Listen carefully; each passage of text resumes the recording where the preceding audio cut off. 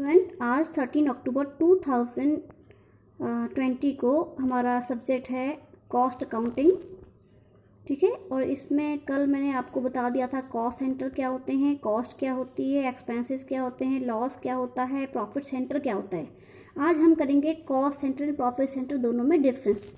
ठीक है बेटा, तो देखो कॉस्ट सेंटर फर्स्ट क्या है कि cost centre is the smallest unit of an activity or area of responsibility for which costs are collected।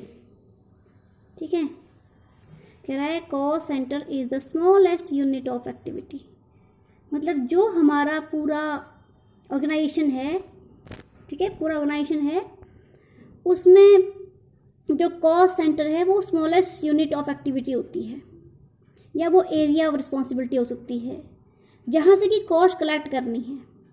ठीक है, where is a profit centre is the segment of activity of that segment of activity of a business which is responsible for both revenue and expenses. तो जो हमारा cost centre होता है वो only cost के लिए रिस्पॉन्सिबल होता है, और प्रॉफिट जो हमारा प्रॉफिट सेंटर होता है वो रेवेन्यू एंड एक्सपेंसेस दोनों के लिए रिस्पॉन्सिबल होता है। समझ गए दोनों में डिफरेंस, वो सिर्फ कॉस्ट के लिए और प्रॉफिट सेंटर दोनों के लिए, इनकम एंड एक्सपेंडिचर दोनों के लिए। फिर है cost centres are created for accounting convenience of cost and their control, whereas a profit centre is created because of decentralisation of operations, that is to delegate responsibility to individual who have greater knowledge of local conditions. तो दूसरी चीज में क्या कह रहा है कि जो कॉस्ट सेंटर क्यों क्रिएट किए जाते हैं, जिससे कि अकाउंटिंग स्टाफ को कन्वीनियंट हो जाए, मतलब उनको सुविधा हो जाए कि भाई वो जो कितनी कॉस्ट आई है और उन कॉस्ट को कैसे कंट्रोल करना है।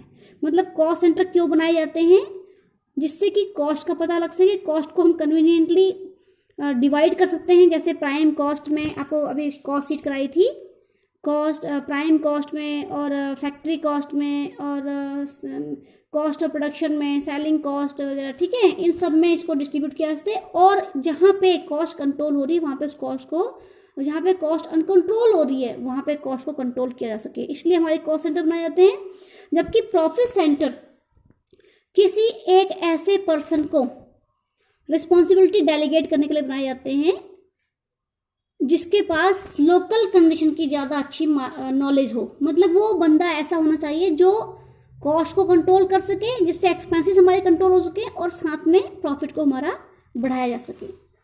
ठीक है, फिर है cost centre are not autonomous where profit centre autonomous. Autonomous का मतलब क्या होता है, जो कि सेल्फ डिपेंडेंट होते हैं। तो a cost centre does not have targets cost, मतलब कि कॉस्ट सेंटर के पास कोई टारगेट कॉस्ट नहीं होती है, but efforts are made to minimise cost. मतलब कि ऐसा कोई टारगेट सेट नहीं किया था कि भाई ये कॉस्ट हमने इतनी रखनी है कॉस्ट सेंटर में, ठीक है, लेकिन ये एफर्ट जरूर किए जाते हैं, कोशिशें की जाती हैं कि जितना भी हो सके हम अपनी कॉस्ट को मिनिमम रख सकें। But each profit centre has a profit target, लेकिन हर एक प्रॉफिट सेंटर के पास एक प्रॉफिट टारगेट होता है कि इस बार हमारा प्रॉफिट इतना होना चाहिए या इस बार हमारा प्रॉफिट इतना बढ़ना चाहिए। समझ गए।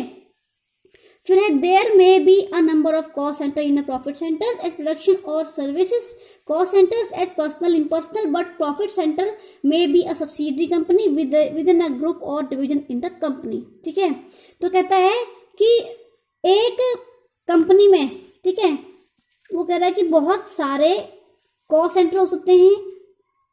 मेरी बात समझ गए, मतलब एक प्रॉफिट सेंटर के अंदर में ही, प्रॉफिट सेंटर क्या हुआ, हमारा कंपनी, समझ गए, प्रॉफिट सेंटर क्या हुआ, हमारी कंपनी हो गई, हमारी ऑर्गेनाइजेशन हो गई, क्योंकि वहां से प्रॉफिट एंड लॉस का पता लगना है। लेकिन उस प्रॉफिट सेंटर में बहुत सारे कॉस्ट सेंटर हो सकते हैं, जैसे personal cost centre, impersonal cost centre, ठीक है, प्रोडक्शन, सर्विसेज वगैरह वगैरह। तो समझ गए ना, दोनों में डिफरेंस ये है। अब हमारा बहुत इंपॉर्टेंट चीज आ रही है कि what is cost object and cost driver. ठीक है, कॉस्ट ऑब्जेक्ट इज एनीथिंग या any activity for which a separate measurement of cost is desired. क्या कह रहा है, कॉस्ट ऑब्जेक्ट वो थिंग, वो एक्टिविटी हो सकती है जिसके लिए सेपरेट मेजरमेंट ऑफ कॉस्ट किया जा रहा है।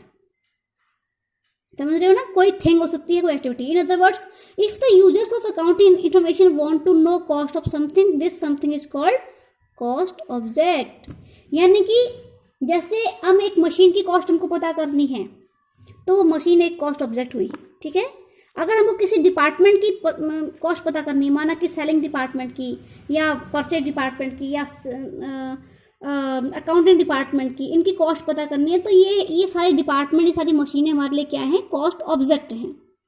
Example of cost object includes the cost of product. देखो, किसी प्रोडक्ट की cost, cost of rendering services to a bank customer और hospital patient, the cost of operating a particular department or sales territory, or indeed anything for which one wants to measure the cost of resources used। तो वो क्या कह रहा है कि जो cost object है हमारे, वो ये सारे कॉस्ट ऑब्जेक्ट हैं। ये प्रोडक्ट भी हमारा, ठीक है, या बैंक अपने कस्टमर को जो सर्विसेज दे रहा है, तो वो कस्टमर यहाँ पे एक ऑब्जेक्ट है, ठीक है। और दूसरा होता है कॉस्ट ड्राइवर। तो cost driver is a factor that influence cost. Cost driver एक ऐसा फैक्टर होता है जो हमारी कॉस्ट को इन्फ्लुएंस करता है, उसको इफेक्ट करता है। जैसे a change in the cost driver will lead to a change in the total cost और रिलेटेड कॉस्ट ऑब्जेक्ट। यानी कि एक कॉस्ट ड्राइवर वो फैक्टर होता है जिसमें चेंज हो गया तो सारी कॉस्ट ही चेंज हो जाएगी। जैसे मटेरियल हो गया, ठीक है, नंबर ऑफ आइटम्स हो गए, कितने प्रोड्यूस किए हैं, नंबर ऑफ कस्टमर हो गए जिनको सर्व किया हुआ है, नंबर ऑफ एडवर्टाइजमेंट हो गया, नंबर ऑफ सेल पर्सनल हो गया, ठीक है, जिनको सैलरी वगैरह दी है, और नंबर ऑफ लेबर हो गए। तो ये सारे जो है हमारे कॉस्ट ड्राइवर्स हो गए। क्योंकि कॉस्ट ड्राइवर से क्या होता है, अगर कॉस्ट ड्राइवर में चेंज हो रहा है, मतलब कॉस्ट ड्राइवर इतना इम्पोर्टेंट होता है जिससे कि सारी कॉस्ट को चेंज कर देता है। समझ गए? जैसे नंबर ऑफ यूनिट प्रोड्यूस्ड हो रही हैं, नंबर ऑफ यूनिट, अगर हम ज़्यादा नंबर ऑफ यूनिट प्रोड्यूस करेंगे तो प्रोडक्शन कॉस्ट बढ़ जाएगी, कम करेंगे तो घट जाएगी। तो ये कॉस्ट ड्राइवर है, समझ गए? उसके बाद आता है बेटा हमारा, उसके बाद मैंने तुम्हें आगे कराना था, एक मिनट, हाँ, इसके बाद तुम्हें मैं टिक लगाया था इस पे, मेरे ख्याल से कॉस्ट तो बहुत सारी है ना इसमें। अगला हमारा कॉस्ट आता है संक कॉस्ट। देखो बेटा, संक कॉस्ट क्या होती है? संक का मतलब डूबी हुई, वो कॉस्ट जो डूब चुकी है, मतलब जो अब हमको वापस कभी रिकवर नहीं होगी। तो देखो, a sunk cost is an irrecoverable cost.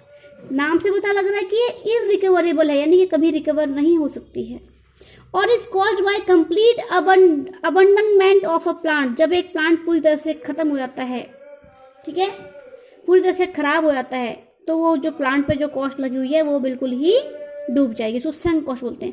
It is return down value. तो ये क्या होती है? ये वो रिटर्न डाउन वैल्यू होती है उस अबंडेंट प्लांट की, लेस इट्स सैल्वेज वैल्यू। तो जो उस प्लांट की संक कॉस्ट हम कैसे निकालेंगे? इसके रिटर्न डाउन वैल्यू में से हम उसकी सैल्वेज स्क्रैप वैल्यू को लेस कर देंगे, तो जो बचेगा हमारी संक कॉस्ट होगी, ठीक है। Such cost are historical cost which are incurred in the past. Historical cost कौन सी कॉस्ट होती है? जो कॉस्ट पास्ट में हमारी, जो पहले ही हमारी जो इनकर्ड हो चुकी हैं, are not relevant for decision making, और डिसीजन मेकिंग के लिए इनका कोई भी काम नहीं होता है, ठीक है। And are not affected by increase or decrease in the volume. और इन कॉस्ट को प्रोडक्शन के वॉल्यूम में चेंज करके हम इसको चेंज नहीं कर सकते हैं। मतलब हम अपना प्रोडक्शन जितना मर्जी बढ़ाएं घटाएं, ये संक कॉस्ट तो एक बार डूब चुकी है तो डूब ही चुकी है, समझ गए। This expenditure which has taken place and is irrecoverable in a situation is treated as sunk cost. यानी कि वो, ये देखो इसका बहुत अच्छा मीनिंग लिखा है कि वो एक्सपेंडिचर जो कि हो चुका है और जिससे हमको कोई भी प्रॉफिट वगैरह कोई भी इनकम नहीं हो रही है किसी भी सिचुएशन में, वो हमारी संक कॉस्ट होगी। For taking manager decision with future implication a sunk cost is N irrelevant cost. तो ये संक कॉस्ट होते हैं, ये फ्यूचर में डिसीजन मेकिंग करने के लिए कोई हेल्प नहीं करती हैं, इररिलेवेंट होती हैं। If a decision has to be made for replacing the existing plant, the book value of plant less salvage value will be sunk cost and will be irrelevant cost for taking decision of the replacement of existing plant. It should be understood that sunk costs are irrelevant, but all irrelevant costs are not sunk cost। समझ गए? तो कह रहा है कि अगर हम ये एग्जांपल लेते हैं कि किसी प्लांट की वैल्यू में से बुक वैल्यू में से, रिटन डाउन वैल्यू में से उसकी साल्वेज वैल्यू अगर कुछ है उसकी स्क्रैप वैल्यू को लेस कर देते हैं तो जो कॉस्ट बचती है वो संक कॉस्ट होती है। और उस प्लांट से रिलेटेड रिप्लेसमेंट का मतलब उस प्लांट को चेंज करना है कि नहीं करना है, इस डिसीजन पे इसका कोई इफेक्ट नहीं पड़ता है, क्योंकि 100% उस प्लांट को चेंज करना ही पड़ेगा। समझ गए। अगले हमारी आते हैं इम्प्यूटेड या नोशनल कॉस्ट। नाम से पता लगता है कि इम्प्यूटेड का मतलब जो अभी तक एक्चुअल में नहीं हुई है वो कॉस्ट जिनको हम सिर्फ एस्टिमेट कर रहे हैं, हाइपोथेटिकल कॉस्ट भी उनको बोला जाता है। Imputed cost and notional cost have the same meaning. The American equivalent term of British term notional cost is imputed cost. American language में इसको हम बोलेंगे नोशनल कॉस्ट और ब्रिटिश टर्म में इसको बोलेंगे इम्प्यूटेड कॉस्ट। दोनों का मतलब सेम है, इट मीन्स एस्टिमेटेड कॉस्ट। तो these cost are notional in nature and do not involve any cost cash outlay. तो ये जो कॉस्ट होती हैं ये सिर्फ हम आइडिया लगा रहे हैं कि भाई ये कॉस्ट इतनी लेस हो जाएगी, लेकिन एक्चुअल में ये कॉस्ट इनमें कोई भी कैश हमारा गया नहीं है, मतलब कोई भी कैश वैल्यू इसकी नहीं है। ठीक है। तो value of a benefit where no actual cost incurred is imputed cost even though such cost do not involve any such cash outlay but are taken into consideration while taking managerial decision. तो देखो बेटा, जब कोई manager अपना future के कोई decision make कर रहा है तो उसको एक बार में सारा कुछ सोचना पड़ता है कि भाई मेरी ये कॉस्ट इतनी लग जाएगी, ये कॉस्ट इतनी लग जाएगी। हालांकि अभी वो कॉस्ट उसने उस कॉस्ट पे कोई खर्चा नहीं किया है। माना कि कोई मैनेजर जो है किसी बिजनेस डिसीजन को ले रहा है कि भाई मैं उस बिजनेस को खरीदूं कि नहीं खरीदूं, या किसी प्लांट को खरीदूं कि नहीं खरीदूं। ठीक है।